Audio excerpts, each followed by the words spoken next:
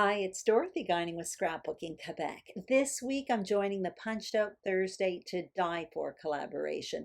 We share ideas every Thursday on what to do with your punches and your dies.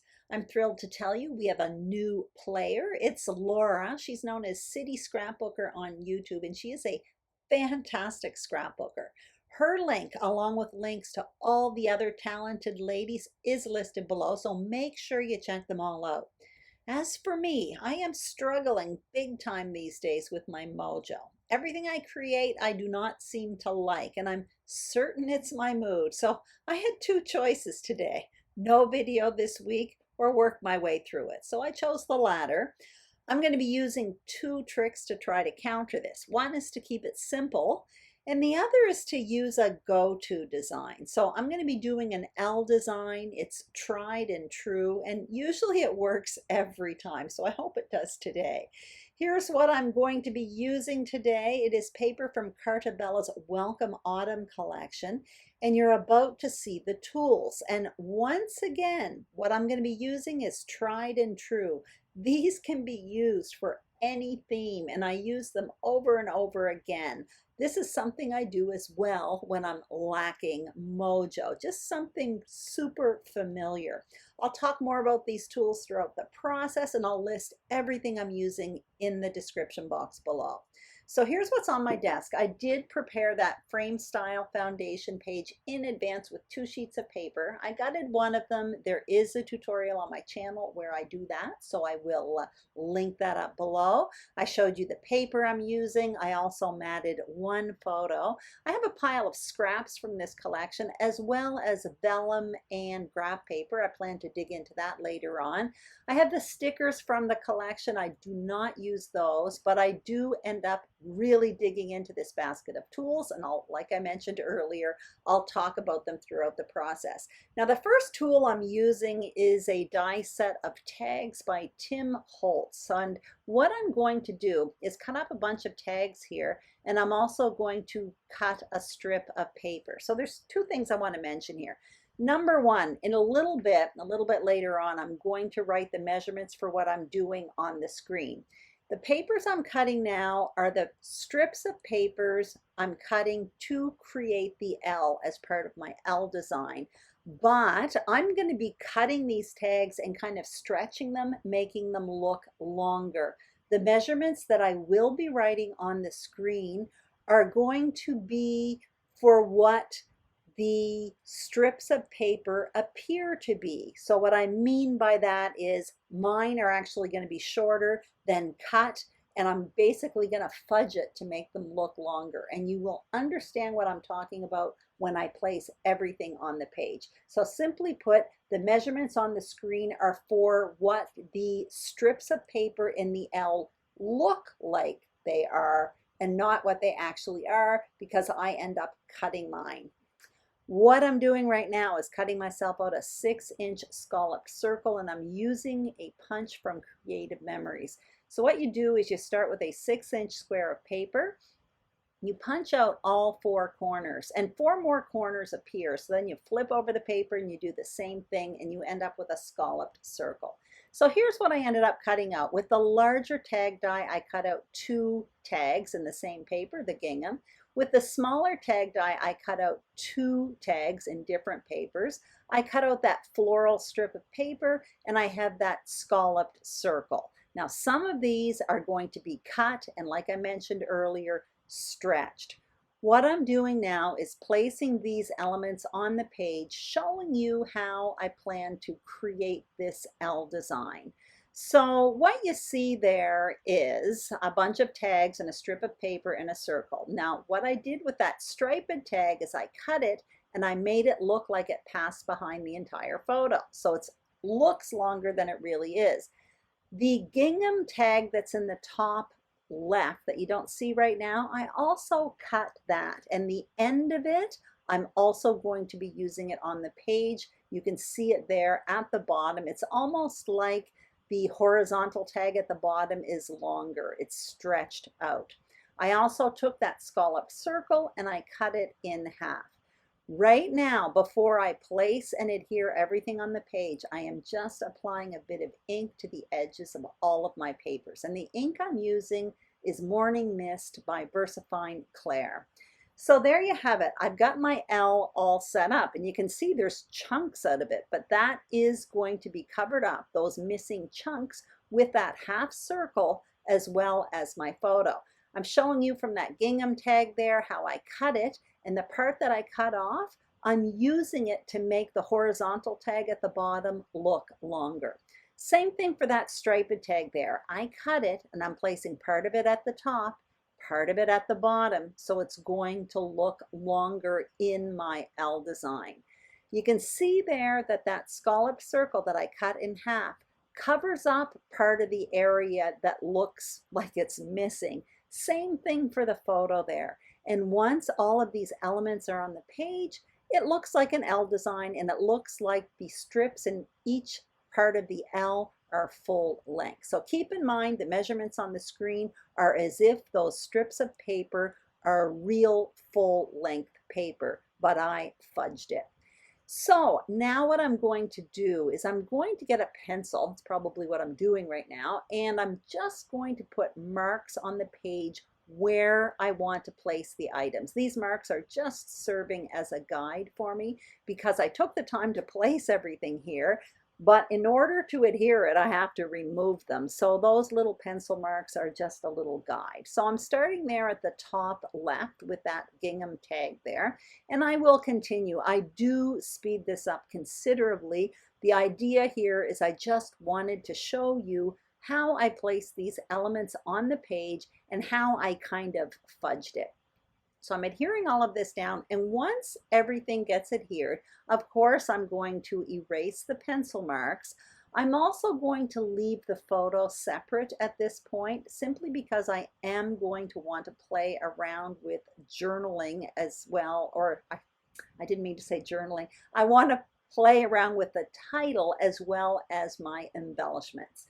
The first thing I want to look at is the title. So I'm going to show you the title that I cut out in advance with my Big Shot, and I'm going to show you dies. They're really old dies from Stampin' Up called large letter dies. These letter dies are about 2 inches big. I absolutely love them. So I punched out the word day, and each one of those letters has 1 extra layer of cardstock underneath. And I also punched out the word amazing. This is from another Stampin' Up, old Stampin' Up set called Celebrate You. So the word amazing is in very fine script letters. So I cut that out in green. I plan to layer it on top of the word day. And the word amazing actually has 3 layers of cardstock underneath, and you will see that better in the still shots at the end. It almost looks like chipboard. So I know where my title is going to go, and now I want to create some embellishments. So I have this other die set out. It is called Floral Frames, another really old one from Stampin' Up that I use all the time. So I'm using 2 of the flowers from that die set, and I'm punching them out in vellum. So I cut out a few of them here, and then later on I will end up doing a few more off camera. And for the centers of these flowers, I'm going to get out yet again another die set, one I use all the time. It's called Stitched Shapes from Stampin' Up, another old one. And in that set, there are 3 different shapes, ovals, circles, and squares. I'm cutting out circles in 2 different sizes. I'll end up cutting it out in 2 different papers, the green as well as this orange. And those are going to be the centers of my flowers. Now, obviously, these flowers can be replaced with anything. Flowers, if you're doing something that makes sense for flowers, it could be leaves. The idea, you'll see in a moment, is I will be creating 2 embellishment clusters mainly made up of these flowers that will be in the bottom left, kind of where the L joins, and in the opposite corner in the top right. You're going to see that, how I place them in a moment. Right now I'm just playing around with my title, making sure that I have room on that tag at the bottom. I want it to overlap that graph paper a little bit, but I do want at least a little bit of room to do some journaling on that graph paper tag as well. So right now what you see me doing is just playing around with placement. So I put a few flowers, 3 down in the bottom left, and I put 2 more in the top right. Now before actually adhering them to the page, I do want to do a bit of stamping. So what I did off camera was I used that stamp set that you see there. It's from Studio Light from their Grunge collection. I will put it in the description box below. Basically, there's a circle in there with kind of like little dots. So I just want to add a little interest to those 2 embellishment clusters with the flowers. So off camera, I tested some inks and I ended up going with this old one from Stampin' Up called Always Artichoke. And I stamped it on basically scrap paper, punched it out and played around with placement a bit before I actually stamped on the page. You also notice I have that mint tape. It is from the scrapbook.com, and basically I'm using it to mask the outside of the frame foundation because I don't want to ink on the green part. I just want it to be on the white part. So I used my little templates as a guide to where to stamp, and I'm happy with that. And now what I'm doing is just cutting down that orange flower, the big one there. I'm using half of it, or the bigger half, at the top of the page, kind of bumped up against the white foundation page. And the other half of that, I just kind of tucked it under the layers at the bottom there in that bottom left-hand corner. So I'm adhering my flowers to the page. Again, I could go much more complicated here by adding leaves and all kinds of stuff. But as I mentioned earlier, I'm just trying to keep this simple, just to trying to find my mojo here. I'm keeping it as simple as I possibly can. So now I'm happy with the placement of the flowers and the stamping. So I did adhere my photo to the page. That orange flower there is going to overlap a bit. I'm going to adhere my title down. I start doing it on camera and then I stop, but it's pretty basic. What I really wanted was the word amazing to overlap the word day, but I wanted the 2 words to be readable.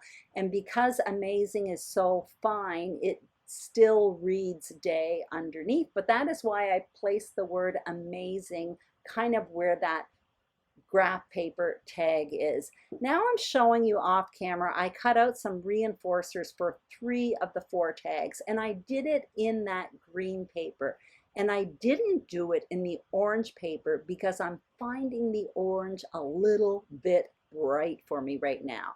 Now what I'm showing you is some die cuts that I already cut out, but I did do it with dies. That camera there, I have kind of a bag of them in my scrap room. It's from a little cheap die that actually doesn't work that well, to be perfectly honest, but I love the size of that little camera. And really what I'm trying to do here right now is introduce a bit of black. I do like the page, but again, don't forget I'm in that mood where I'm not liking anything I create. I'm finding the colors a little bit bright for me right now, and I want to kind of dull it down a bit. So I thought if I could add a bit of black, it might help.